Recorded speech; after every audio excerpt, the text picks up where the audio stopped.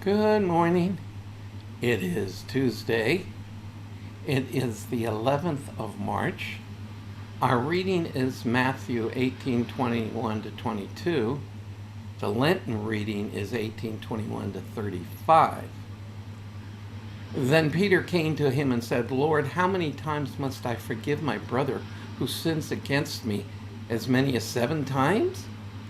Jesus said to him, Not 7 times, I tell you, but 70 times 7. And as we're moving closer to the cross, forgiveness is the whole core to the message of the gospel, that God forgave us of all our sins, or Christ paid the price for all our sins, and when we accept Him and accept that payment, then all our sins are forgiven. I love Peter. He was being really magnanimous. Also, he was being really braggart. Lord, look at me. I forgave somebody 7 times. And Jesus used what was a Jewish euphemism from you need to keep on forgiving.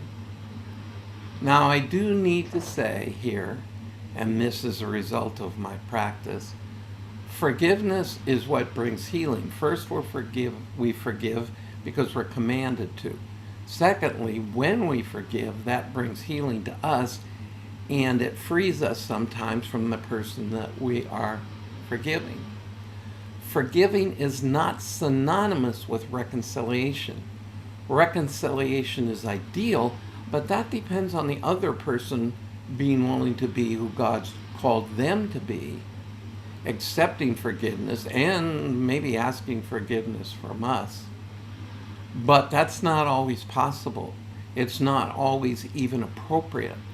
So remember, forgiveness is not an option.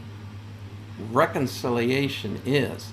And we have to depend on the Lord for the wisdom to know when reconciliation is possible.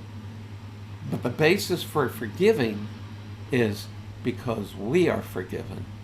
We are to forgive. So keep that in mind. If there's somebody that comes to mind right now, and I wouldn't be surprised if there is, that you need to forgive, ask the Lord to help you forgive. And if it's appropriate and necessary, go to them and ask them to forgive you. Just a thought for today. And I'll see you again tomorrow.